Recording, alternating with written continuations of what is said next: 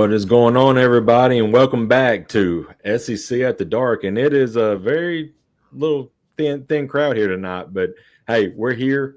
We're going to keep the show rolling because that's what you guys want. And we've already got 9 people, now 11, who was patiently waiting on us. We was trying to, fit some stuff. Sorry about, we've as you see, spring storylines, coach combos. We talked about that last week. That didn't get changed. None of us really know how to change that. So apologies on up front, but what we're going to talk about tonight, guys, you guys are really going to be interested in. Mike, Boss Man, thank you guys for being here tonight. Boss Man, did you want to talk about a steer agency? I don't have a read for it, so if you want to bring talk about that for a minute. Sure, yeah, no problem. So the steer agency is a public affairs and digital marketing agency. So they sponsor our show as well as the Biscuits and SEC live show. So if you guys need anything in terms of public affairs or digital marketing, they kind of marry the two together. So if you guys want to check them out, they're at thesteeragency.com. Again, that's thesteeragency.com. So go ahead and check them out. And thanks to them for sponsoring the show. Oh, yeah, absolutely. And thank you guys once again for being here. Thank you all for welcoming us into your homes on this Thursday night.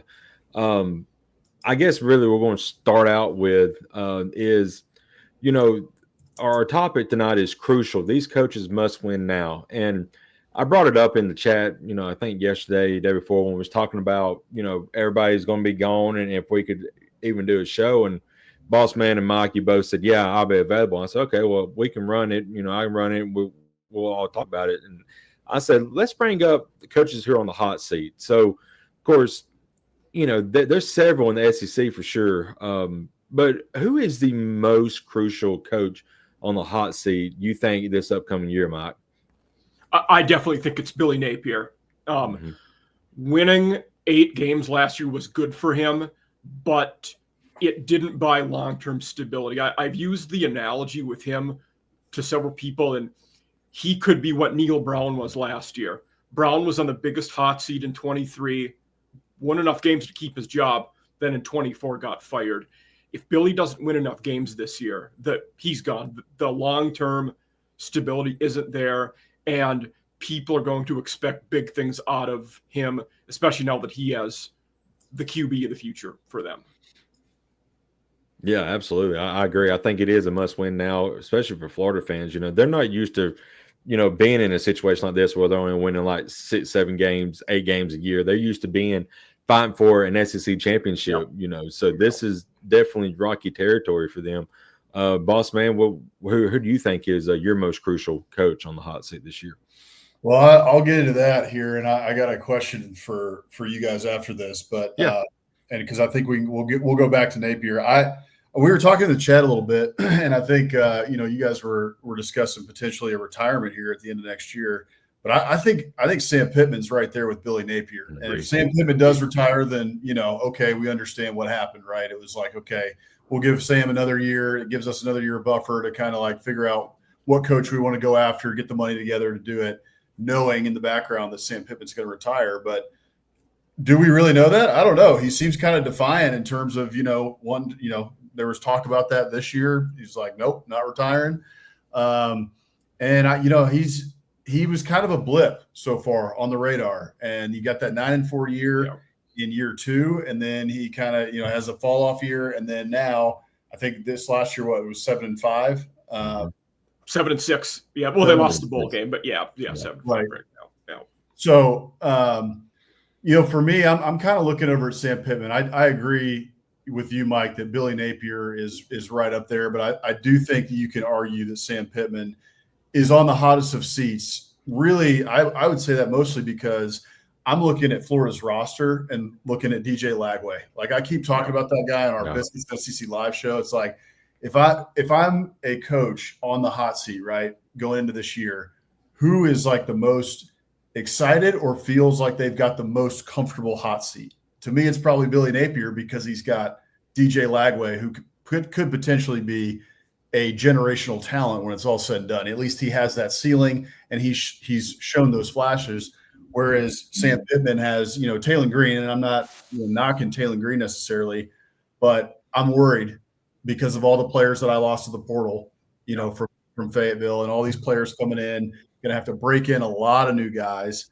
And there's others out there as well, like Hugh Freeze, right, at Auburn. So I'm excited about the guys we brought in. I'm excited about the talent level, which is going to be the highest that we've had at Auburn since I got there.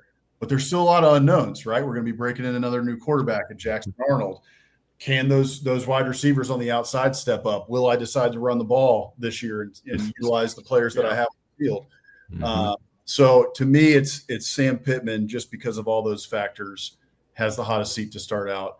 And then my question to you guys, just to speak to Billy Napier for a second, is what is next year Florida's schedule again is absolutely brutal, right? I think top two, if not one, I saw on like the ESPN FBI rankings in terms of schedules. So what does Billy Napier have to do next year in order to keep his job and keep pushing Florida forward? Go ahead, Mike. I would say he's going to have to at least win 8 games. That's probably bare minimum. See, I'm torn between. I think it's 8 would be the number I would set, but I think for him, there's context there that, say he wins 8, but they get their ass kicked by Florida State the last game of the year. Like there's context in him. Bad losses could hurt him more than, some good wins. And like, I think it varies, because in their mind, and I don't ever remember this happening, their 2 biggest rivals, Tennessee, Florida State, last 2 games of the year. He doesn't want to lose both of those games. I mean, that matters, and it will matter in public opinion, if he has the momentum going into a bowl game. And I would imagine Florida State's going to be better than what they were last year. They can't be worse. They can't be worse. Yeah. I mean, they improved at both coordinator jobs. I've written about this for Farrell a few times. So they brought in, obviously, Gus on offense, who, despite UCF's problems last year, he was the play caller, and they had the 14th best offense in the country. That's pretty good. They ran the ball. And then their D coordinator is going to be Tony White from Nebraska. Yeah. And we'll see what Florida State's got, because they open up with Alabama this year. They do. Yeah. So we'll see a lot about both teams the very first week of the season. Talking about Florida's schedule, they've got LIU. Okay, that's a winnable game. I'm telling you, South Florida. As an Alabama fan, I've seen them the last couple of years. They are tough. I mean, they play hard. Yeah. South Florida was worse last. They were even disappointing last year. Alex Golish was great year 1. Then they regressed last year. Brown didn't do great at QB, but I wouldn't expect them to stay down for too long. Exactly. So that's a sneaky game. Or September 6th, the second game. Then you got at LSU, at Miami, Texas, and at A&M. Just boom, boom, boom. I mean, that's a rough stretch for Florida. They're going to have to at least go 2-2 in that stretch there, at least. Yeah. And that's what's crazy, right? There, 3 of those 4 are on the road, and the one that's not on the road is number 2 Texas, who's a national title favorite. Jeez. And for them, the Georgia game in Jacksonville is a Gator home game this year, so you don't even get that. Right. Yeah. After the brutal schedule there, Mississippi State's probably going to be a little bit better, but I still would probably say Florida's more talented than them at this point. But, I mean, Kentucky, they'll probably get a win there. But then Ole Miss, Tennessee, and Florida State, like Mike mentioned, in the year, my gosh, that's just a brutal stretch there. It really is. And the interesting thing, too, like you're talking about, okay, like I'm just trying to find – where are the 8 wins? And there are so many toss-ups on that, because I agree with you guys. I think 8 wins is the threshold. You got to hit 8. Like, if we're not hitting 8, we're regressing. There might be some nuance there, right, where it's like, okay, you may be able to say, okay, if he goes 7-5, and there was 2 games, right, like Florida lost 2 games to top 10 teams by a combined score of 8 points. Like, right? if they lose to Georgia close in Jacksonville, nobody's going to fault them there. Right. Right. Okay. Texas kicks a field goal at the end of the game to beat Florida, and then they lose by a couple to 2 field goals to Georgia. Right. Okay. Then they're 7-5. They're making progress. Right. Mm-hmm. Yeah. Oh, I guess we lost Boss Man. That's choppy. Okay. No, that's Boss Man. And I think another thing to go along with that context there is, we talked about the 2 big rivalry games, Tennessee and Florida State. But if they're tanking it before then, does he get the hook during the season? It could happen. Yeah. Very good chance. I don't know. I would be surprised about that. The only reason I say I'd be surprised about that is because of what happened this year, right? To be honest with you, I thought that Billy Napier was going to be going after the A&M game, and Strickland held on for dear life, right? And then later in the year, we got to the Texas game, and they get their teeth kicked in, get their asses handed to them in Austin by, I don't know, it was like 49-0 at one point or whatever. And I thought after that game, he's gone. No doubt about it, right? And they held on, and hey, here we are, and Billy Napier's still here. So Scott Strickland, to me, has just shown that it could happen if it happens this way, where it's a president's decision, and they oust the AD and Billy Napier, by the Tennessee game, right? If they're not doing well, I could see that happening. But if Scott Strickland's the one still in the driver's seat there, I think he gives them to the end of the year just based on prior history. Yeah, I agree. Hey, and Boss Man, you made the comment. Their X factor, of course, is DJ Lagway. I mean, he can do wonders this year for that Florida team. Biggest question mark for him is his health. Are they going to be able to keep him healthy? Because if he goes down, I don't know what you do offensively if you lose a quarterback like that. Yeah, he might have the most upside of any QB in the country. Am I wrong in saying that? I mean, I feel like he could. Yeah, I agree. Their backup, by the way, this year is Harrison Bailey, who was uber recruit like 6 years ago and is on his 4th college now. Was at Louisville, UNLV, been all over. Wow. He's the backup, so he's Yeah. Well, hey, he probably is better than the backup they had last year, the kid from Yale who came in and had a rough go of it. Yeah, against Georgia, and then the subsequent who was really the 3rd guy. Yeah, that's right. Yeah, because Graham Mertz, he started out the year as QB and then got hurt, and then that's when we found out about DJ Lagway, and then Lagway got hurt. So it all depends on the health moving forward for DJ Lagway. If they can keep him healthy this year, I feel like they might be good enough to steal a win from a team you may think that, hey, I mean, they stole a win from Ole Miss last year, honestly, so they might be able to do that again. I'm interested to see setting up is almost because if they win 9 games with that schedule, they're probably a playoff team. But any less than maybe he gets fired. Like there's not a lot of middle ground there of making it, but not they're keeping his job and not making the playoffs. Yeah, that's right.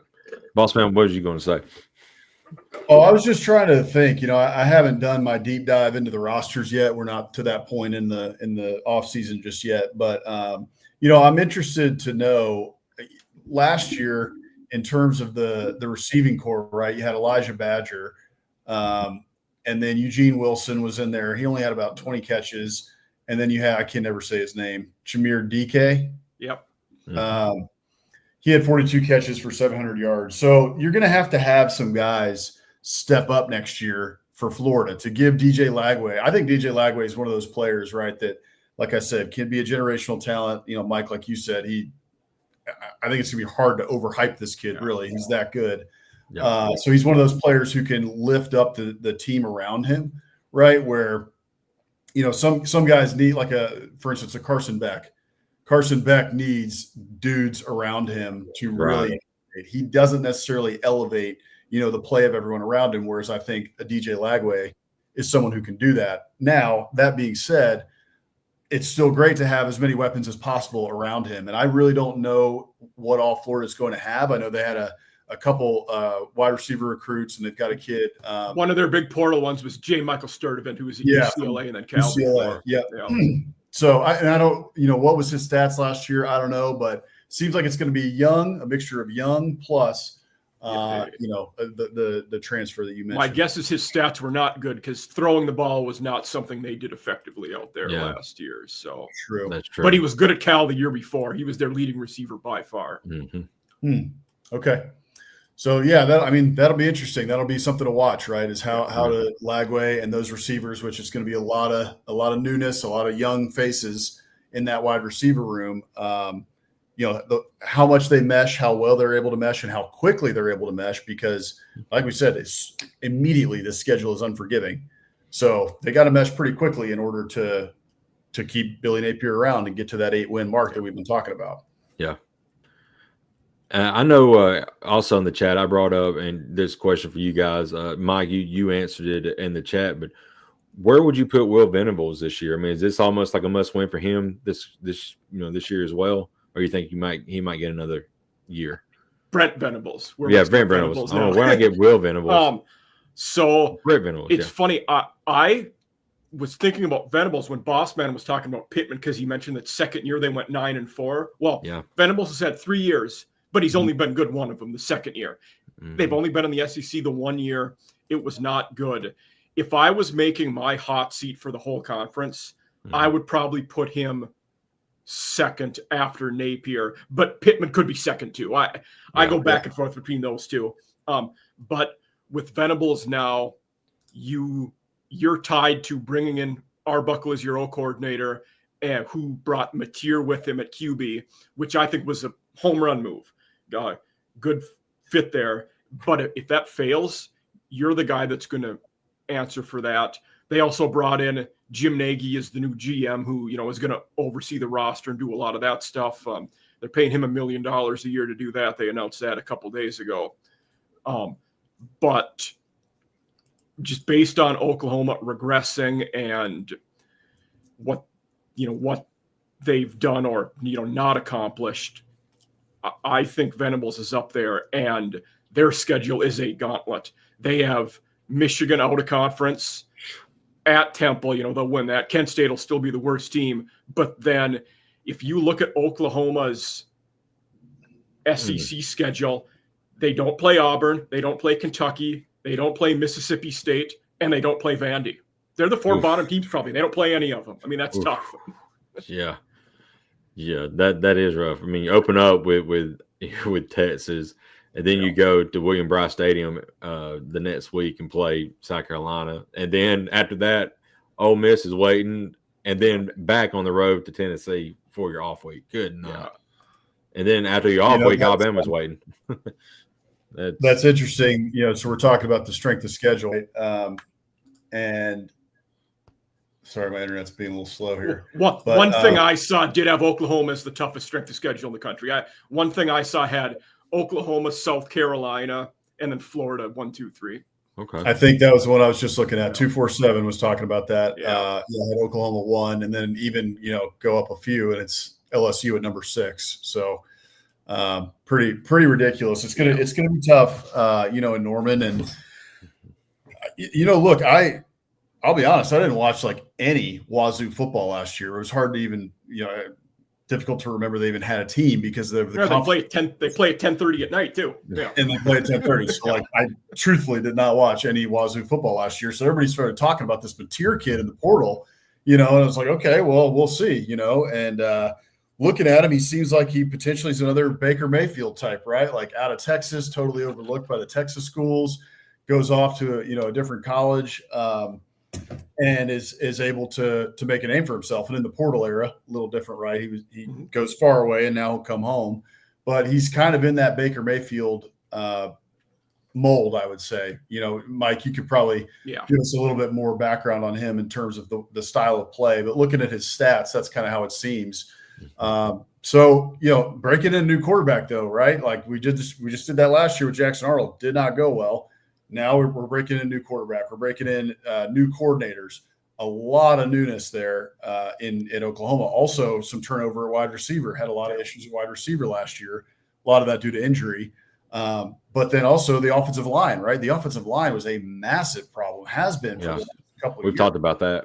Right. Yeah, we were harping on that, right? And so, there's just a lot that needs to get done. And I totally agree with you, Mike. Like in terms of talking about who's at the top here, I might almost revise my thoughts, because Brent Venables is up there mostly because of the expectations of that program, right? Right.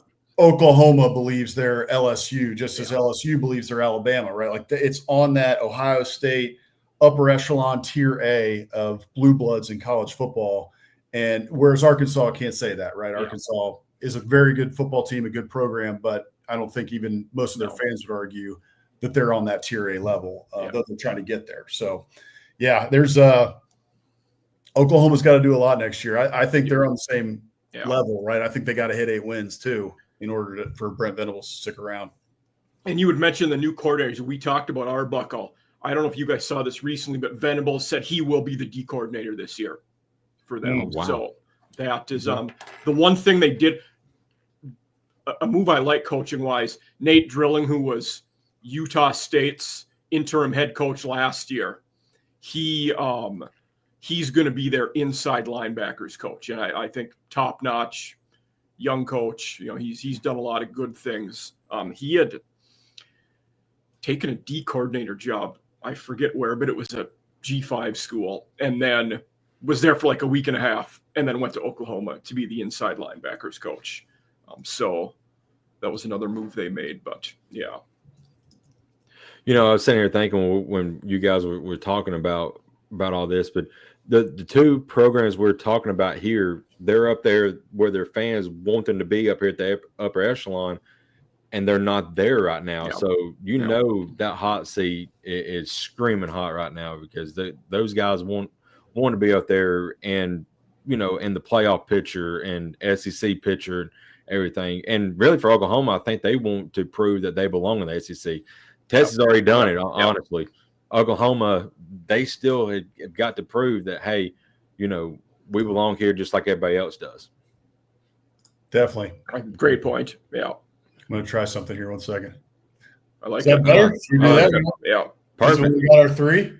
Yeah. Yeah, that's good. I wasn't sure if that was going to block anybody's face, so I didn't change it. Hey, perfect. We're good. I figured if we got 3, we might as well go big for everybody. That's right. Yeah. We got 220 people. Thank you all for listening. We were talking about Jackson Arnold. Is that a good segue into Auburn and Hugh Freeze's status? That's a good segue. I'm one. I don't know. I don't want to call it bullish, but I guess I don't think he's on the hot seat like a lot of people do. Because I look at it's weird. He's made a lot of mistakes at the QB position. Done pretty good at every other position. Like their roster looks like it's getting better. He's only going into year 3. I think a disaster of a season, he could get fired, but I don't put him on the same level as the other 3 guys we've talked about.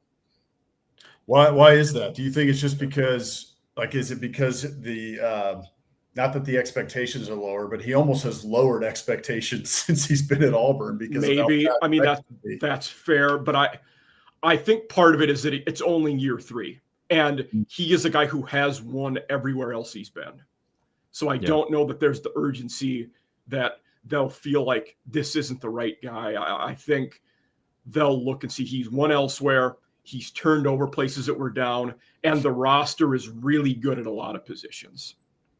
I'll say this too about Hugh Freeze real quick, is that, I would disagree with you except for one thing, Mike, because they didn't give Brian Harsin that much time. No, they did. But the difference is that Hugh Freeze is one of us. Yes, right? Hugh Freeze is a Southerner. Hugh Freeze is kind of from the area, right? He's from the footprint, and he talks like us, right? So, and he's won everywhere else, like you said. So Brian Harsin has won, but he won in one place. It was a mid-major, Boise State, one of the blue blood mid-majors, if you will, tier A.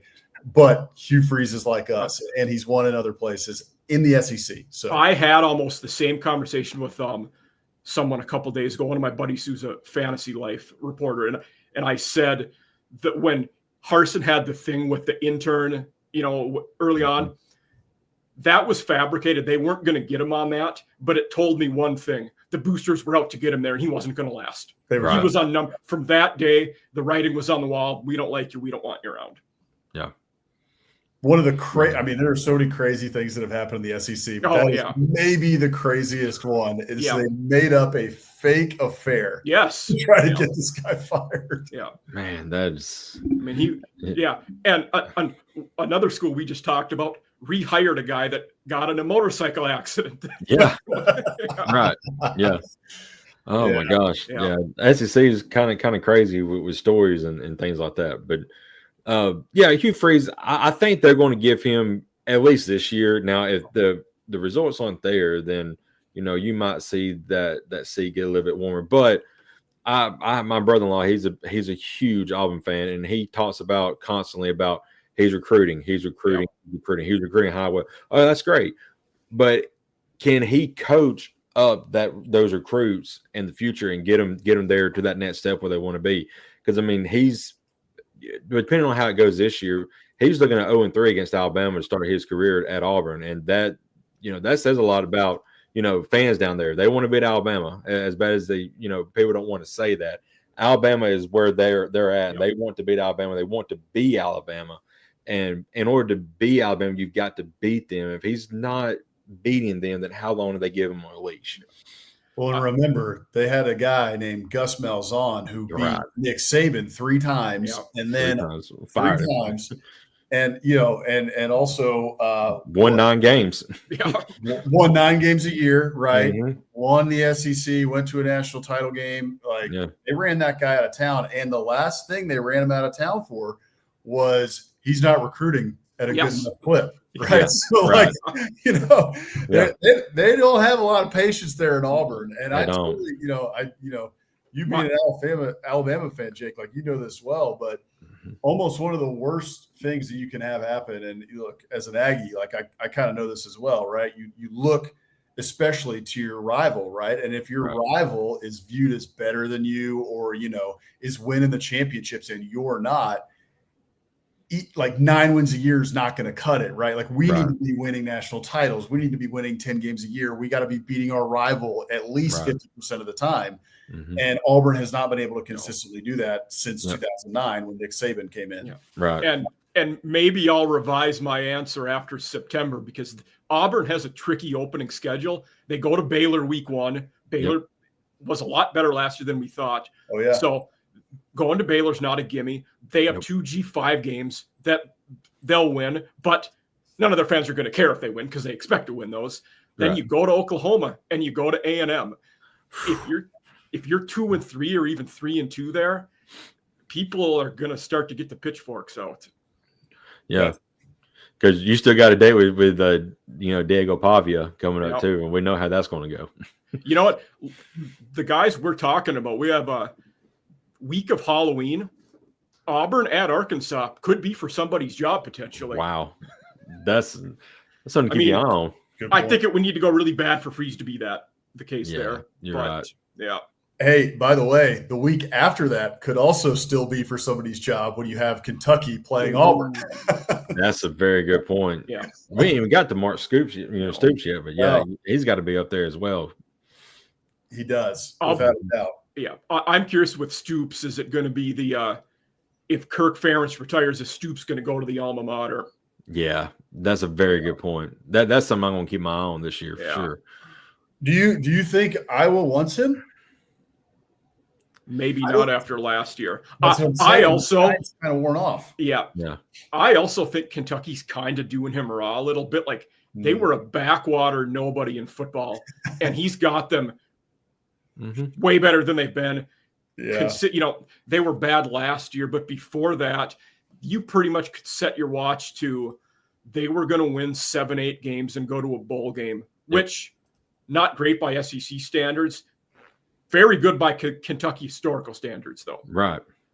Yeah. But double-digit win seasons, I believe, in his tenure. Is that right? One was vacated, but nobody cares about that. Yes, you are correct. Yes. Yeah. But that's crazy impressive. We got short memories in this conference. Nobody's going to remember the wins, and I'm slowly getting on board that maybe it's time for you're our greatest coach ever, but see you later. It's time to move on, especially when Golden Boy John Summerall, the next guy, is doing great things. Oh yeah, for sure. Yeah. Good point. Yeah, I was talking with Hammer about this a couple weeks ago. We did a show where we discussed in depth, the kind of who potentially is going to be on the hot seat, who's obviously on the hot seat, and then I watched that show. Yeah, it was a good one. Yeah. So we talked a lot about this, and that Mark Stoops, he's Kentucky's best coach in their history. He's done a great job. A lot of records, broke the Florida curse. Had them in the top 10. I think their highest ranking finish the season was 13 a couple of years ago. But at the same time, like in this business and in college sports really as a whole, there can come a time where there's very few coaches, right, who make it past a decade at any place. It's very, very rare. Yeah. And if you start getting into like year 8, year 9, year 10, especially if like things start to sour a little bit, if you're not making much more progress, if you kind of, get stale in your record or you start to backslide, the shtick can get very old and people start to, kind of stop listening to you. Maybe, hey, with the stuff that people were willing to put up with when you were winning, now if you're winning 7 games, if you're winning 6 games, if you go 4-8, people aren't willing to put up with that stuff anymore, and it starts to fall on deaf ears. And it just can start, the relationship can just start to wear out, as many relationships do. And it's just time for a fresh start and a new perspective. And I think we're getting close to that time in Lexington. And this year's going to tell us a lot if we're there or not. And I lean towards that's where we're at. As a native Minnesotan, what you just described is what's going to happen with PJ Fleck in 5 to 8 years. Yeah. Like better than almost anybody they've had, winning 7, 8, every year. But at some point, that's not going to be enough. And the people that don't like him are going to say, roll the boat is gimmicky, and they'll want somebody else, and that's what'll happen. Right. Yep. It's one of those things too, where, doing a good job is almost a detriment to you eventually, right? Yeah. Because you raise the expectation level, and then that is the standard, which is a good thing. That's what you came to do. However, that is now the standard. And if you start falling below that, or you don't start meeting it or don't start exceeding it every year, you got problems on your hands. And, I know that very well, considering Kevin Sumlin, right? Yeah. 2012, he's got Johnny Manziel, right? Lightning in a bottle, like verge of a national title conversation. You've got Johnny Manziel, the greatest player in A&M history. Then you kind of backslide a little bit in year 2, and then you kind of have this total roller coaster, and you never even close to live up to those expectations from 2012. Yeah, and you expect Jimbo to come in and have the Jameis Winston 2013 team all over again, and we're going to be winning titles at Kyle Field. And 10 wins a year minimum. Yeah. We're going to compete for the SEC title year in and year out because the standard he had at Florida State is the standard he will bring here. Yeah, never lived up to it. Right. Yep. My question is, Mike, you brought up the historical aspect of things.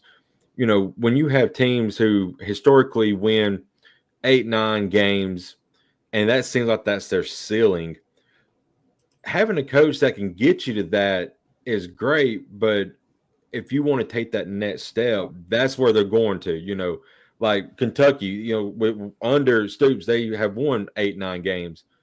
Now they want to get to that next step and win 10, 11 or so and possibly fight for a playoff berth. But in the SEC, it's just so tough for a coach to sustain life if he does not, win games, honestly. But it's so hard to win games in this conference because it's, as we all know, it is the most talented, gifted football conference in America. Ole Miss wants the same thing. They've done. Lane's been better, but they didn't meet expectations last year. They disappointed in a lot of ways. And in a year or two, it might be this guy raised the boat, but he hasn't got us over the edge yet. Like, will this conversation happen with Ole Miss in a couple of years? I don't know, but it's a hypothetical, like Boss Man was talking about, that he raised the expectations, and getting to that point might not be good enough in 2028. Here's a good segue here in terms of shtick as well as the expectation level being raised. Brian Kelly in Baton Rouge, year 1, right? Jaden Daniels, you go to the SEC championship, you beat Alabama, and then year 2, right? And now we're here. What were we, 8-4 last year with Nussmeier? So you got fans chanting "Fire Kelly" after during the Alabama game as they're getting their teeth kicked in this year against a Alabama team that frankly wasn't the best Alabama team that we've seen in a while. No. Had a lot of flaws, and they did that against the Crimson Tide. So I think this is a pivotal year for LSU and for Brian Kelly, and because same thing at Auburn, right? Like as many fan bases across this conference, LSU views themselves as the top of the cream of the crop in this conference, and they have the right to. They have. It's odd we're saying that about a guy that's won 29 games in 3 years. I know it is. The thing I tell everybody, most people forget how awful the LSU team he took over was. They had 35 roster guys and played a receiver at QB in a bowl game. Yeah. And it was, he had Daniels. No, he brought in Daniels. Daniels wasn't there before Brian Kelly. That's right. But certain things have went stagnant the last couple of years. Well, 2 years ago, they couldn't play defense at all. I mean, they were the year Daniels won the Heisman, they were so bad on D. And last year, really the first game of the year set the tone for them. Everybody was kind of out on them after they lost to USC in Vegas. And they had a pretty good, they won 9 games, but I think the feeling of that was after that loss, it's just another one of those years was probably the mindset a lot of their fans had.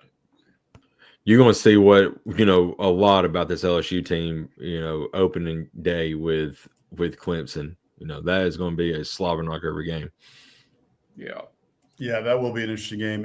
But also this touches on something we were talking about earlier. Brian, people are willing to overlook the things they don't like about you if you're winning. Yep. Right. And Kelly, most people know this. Like he's not that likable. He may be a nice guy. I've never met the guy personally, right? But just the general feeling about the guy, even from Notre Dame fans. You talk to Notre Dame fans, they're like, "Thank God that guy's gone." Which is odd because he is the winningest coach ever at the most historical program in America, and they hate him now. They hate him. I know. They hate him. He's just kind of a jerk, He just kind of comes across that way. Which was Jimbo's thing too. People just didn't. He graded people. Yeah, totally. Urban Meyer graded people. PJ Fleck grades people. I mean, it's right. We don't give the benefit of the doubt to guys that act or are like that, so to speak. Yeah, that's true. Unless you're Urban Meyer and you're winning, right? If you're winning national titles, if you're going to the playoffs, hey, we'll overlook it. We're willing to look the other way on a lot of stuff, right? But if you're not meeting the standard, if you're not exceeding the standard, not making the playoffs at LSU, you're not going to the SEC title, not going to the national championship, then we're going to start to talk. And fine line between Urban Meyer and Dana Holgerson. Yes, that's right. So, and the other thing with Brian Kelly is that he's not a Southerner. He's not one of us like Hugh Freeze, right? Hugh Freeze might get a little bit of rope because he can talk the talk. He knows how to talk to us. He knows how, he knows how the whole game is, how the whole thing is in the South. Brian Kelly is not that way. He's a total carpetbagger. Everyone knows it. That was something that people were worried about when he came to Baton Rouge. I mean, I remember talking about it a lot when he came. Like, is he going to be able to do it down here? Is he going to be able to recruit down here? Right. It needs to be seen. And so that stuff will come. That will start to come back up because I don't think he's already liked by that fan base. Yeah. And the fact that he's not from here, he's not from Louisiana, he's not from the South. I think it could come back to bite him. Yeah, that's one of them. Like in my writing, and when I eventually do a show here, like kind of my big focus is coaching carousel. I feel like with Kentucky, Arkansas, etc., I have a good beat on who they would hire. With LSU, I have no idea who they would hire. They would have the elites of the elites up for that coaching job. Right. I don't right now. No one jumps off the page to me that they would hire this guy. Certainly, they'd get a good hire, but yeah, it's very interesting. I mean, look what they did at Orgeron. I mean, Orgeron won a national championship, and then the next year they fired him. I mean, it's insane. That fan base. A lot of things were going wrong there too. I don't know if that was totally unwarranted or unwarranted at all would be the way. But I think they were willing to look the other way on a lot of stuff, and then there was so much stuff that they could not look the other way. Right. Plus, they were losing. So you bring up a good point though, boss man. To that, say they would part this year, next year. If they part ways with Kelly and it's bad, do they have to hire a Southerner?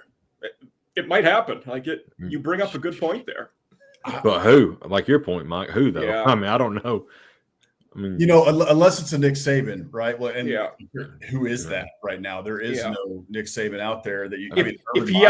If a guy I mentioned, we mentioned Baylor, they were struggling, but if they won 8 games last year, if Dave Aranda wins 10 games this year, do they bring him back? They loved him when he was D coordinator, right? Would that be a job that could convince Kiffin to go? They'd be foolish not to ask. Kiffin was the name that came to mind. A guy I've brought up before who it might have been you, Boss Man, who kind of wasn't as sold on him. If Mizzou wins 10 games again, Eli Drinkwitz could be in the mix for that job. Yeah. You're right. I'm not totally sold on Drink. He's done a good job. I mean, I'm not hating on him. I just want to see it sustained. Another one. Before we heard every year, will Gus leave? Gus leave. It finally happened. We hear that now about James Franklin. He could be an LSU candidate. He's an elite coach, and they're an elite program. It would make sense in a lot of ways. And he's a guy. He's a guy. They would overlook him not being a Southerner because of all the success he's had. My question though would be, because of the perception, would the fan base revolt? I think James Franklin's a great coach and he's done a great job, but the perception nationally is that he can't win the big one. And, LSU wants to win the big one. And so I wonder if that fan base would be like, we just did this with Brian Kelly. Yeah. Right. We brought in this guy who wins 10 games a year. That's not what we want to do. We want to win national titles. Brian Kelly couldn't win the big one. James Franklin can't win the big one either. He won 2 playoff games. Are we still on that shtick? I mean, people true. are going to say, well, it's Indiana, it was Boise. Yeah, he won 2 playoff games is how I look at it. Yeah. I agree with that, too. Yeah. If I was an LSU fan and then that ended up going down, I would be pumped up about it. But I do. You're right, though. You're right. The other one, as a Gamecock, it pains me to say this. Shane Beamer could be a guy one of these schools try to poach away. And if I'm him, you think long and hard about that. Yeah.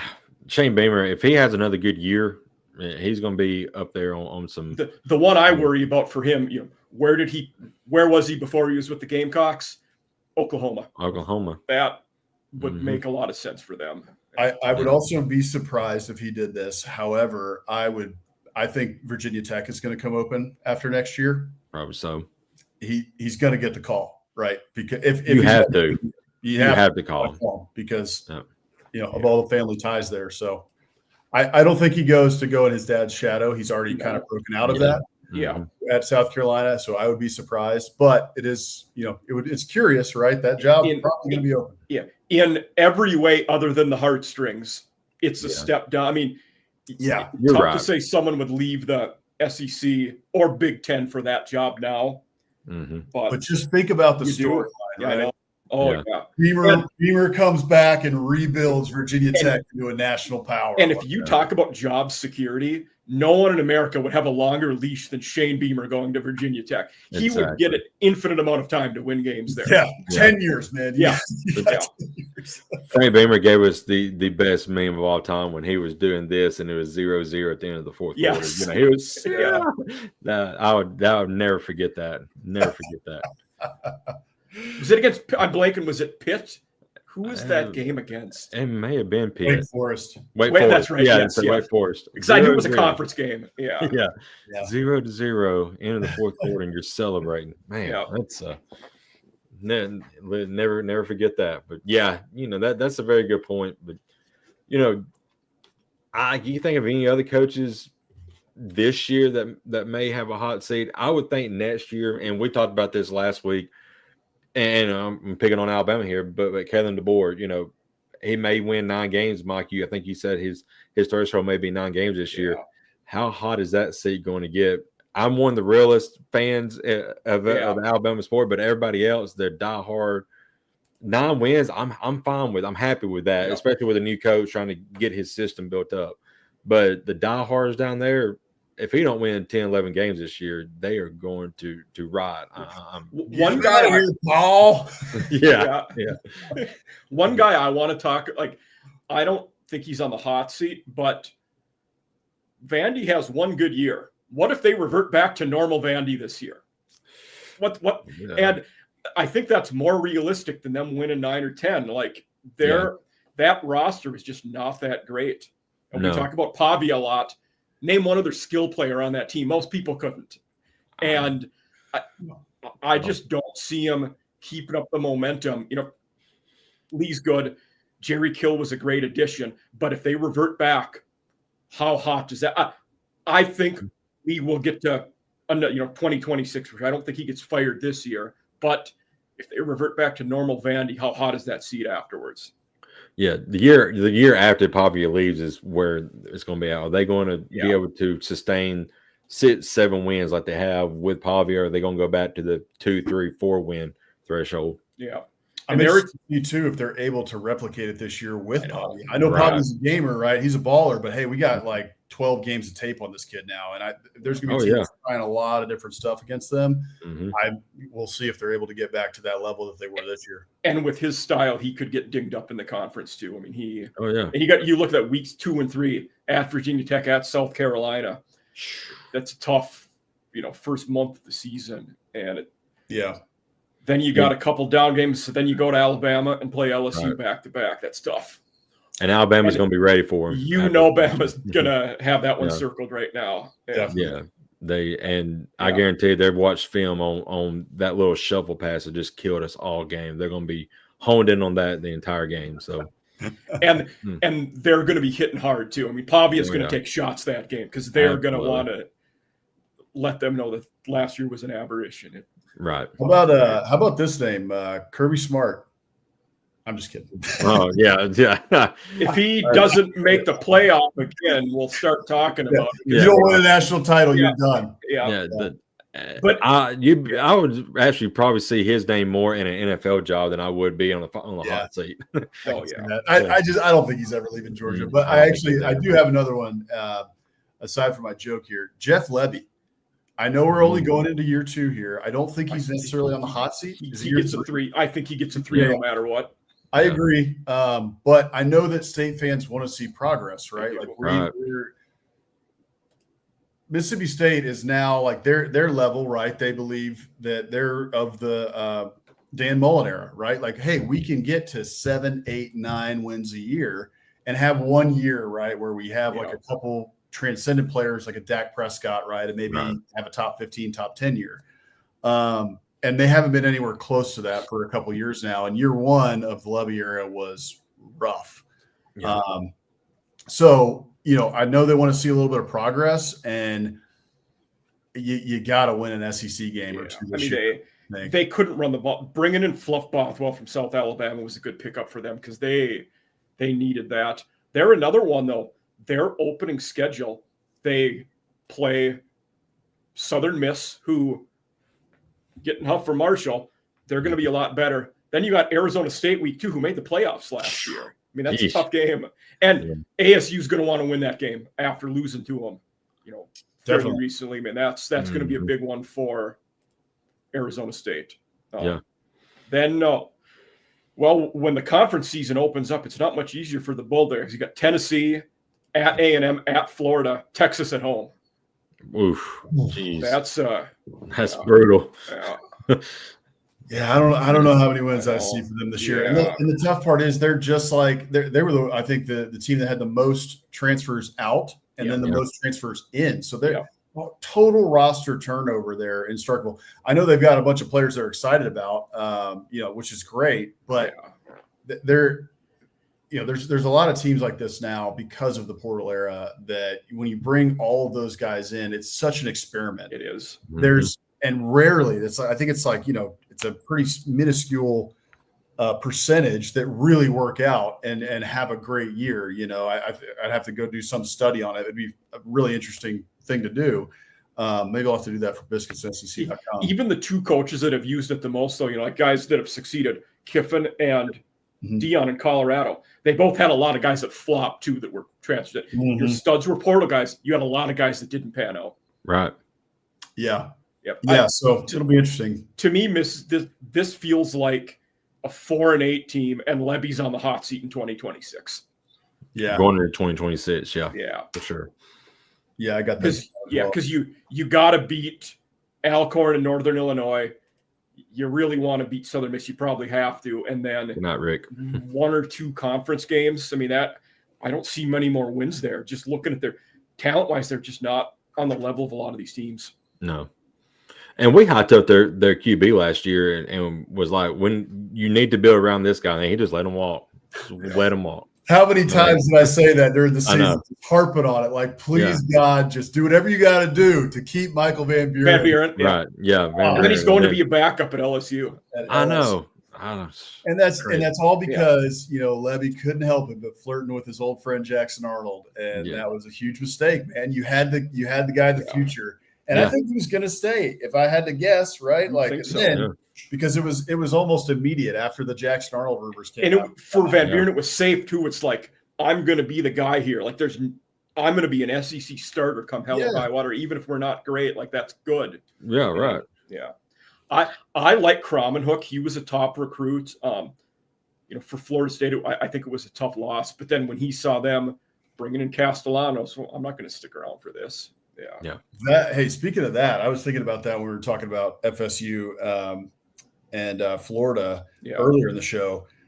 I'm interested in that. That to me, like Castellanos, he got benched at Boston College last year. He's had some good games, right? He's shown some flashes.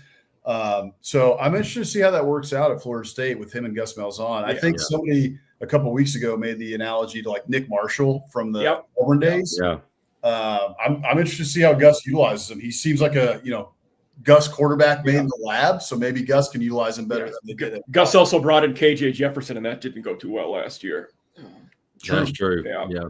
So, but by and large, I got to trust Gus. Like, you feel like he knows his way around that position, but didn't last year because Jefferson didn't work out and they were rotating 2 guys and at risk. And then who was there was another one, but I don't remember. Yeah. KJ Jefferson not working there last year really surprised me. Yeah. Him leaving Arkansas and going there, I was like, well, he's got a coach that coaches up quarterbacks really well. And then it just flopped on him. But Malzahn, with Castellanos, I'm worried first game of the year with when they play Alabama. They're going to be hell. I guarantee it. Yeah, no doubt about it. But that's there's a lot of interesting things going into next year in terms of the hot seat in the SEC. Couple guys that are teetering there, as well, like we talked about. Brian Kelly. Levy could potentially be getting there as well, and then a couple guys who are literally on the plank. And Lee could be a guy like Levy who's the next year too if Vandy reverts back, I think. Yeah, I agree with that. And again, like I said, depending on how this year ends and then next year, and really how Keon Russell plays out at Alabama, how hot will Kalen DeBoer get in the future as well? Yeah, I'm interested too. Like, nobody's talking about it right now, and they shouldn't be. But Mike Elko, Aggies love Mike Elko. He doesn't have any issues with the fan base right now. Right. There was frustration as to how the year ended last year because of how much was on the table and how much was all A&M had to do was seize the opportunity, right? And they failed. And so they lose 4 of their last 5. Is that right? Their last 5. Yeah. So that was bad, right? But thank you, 2 minutes. Yeah. So I think fans were really frustrated with the way that last year ended. But the only thing I'll say here about it is A&M fans are not okay with 8 wins a year. Yeah. So if we go 8-4 again this year, the chatter will start. I promise you that. I'll be curious to that notion, boss man. If they go 7 or 8 wins this year, Colin Klein probably gets fired, and Elko might have to do that to save face with the supporters. Yeah, totally right. I think most of the frustration last year fell to the coordinators because I think Aggies have a lot of trust in Mike Elko just from his DC days there, as well as Duke did phenomenal at Duke. I think he's a hell of a coach. I've always liked him a lot. Right. So I think that there's a lot of trust there in the head man, but I think that mostly Aggies blame the coordinators for the issues last year, both on the defensive and the offensive side of the ball. And I think defensive, you won't really have that this year because Elko, I think, is going to be calling the defense. He stepped in and said he'll do that. Yeah. But on the offensive side of the ball, Colin Klein is definitely, on the hot seat, I would say. You go look at A&M message boards and everybody's like, put up or shut up this year, Yeah. And they're one of the teams as much as I like Elko, I don't have a lot of faith in their QB situation right now. I don't know why. For me, I always liked Weigman. Couldn't stay healthy. I mean, I don't think he was healthy last year when he played, but I don't know how it's going to go this year. I mean, is Zeno, is Reed, who's going to be the guy? I guess that's the question as Aggies fans, ain't it, this year, boss man? It is, and I think he's got a lot around him, which is good. The offensive line is going to be the most experienced that A&M has had since that 2020 offensive line, which arguably was unbelievable. Yeah, I mean, it was incredible. Yeah, they such a good run blocking team. Yeah, they're best blocking team that A&M has had since I think 2012, right, when they had like Luke Jokel and Jake Matthews and those guys. So the line has been an issue at A&M for years. So this year they should have the best line, which will give Marcel Reed a lot of time.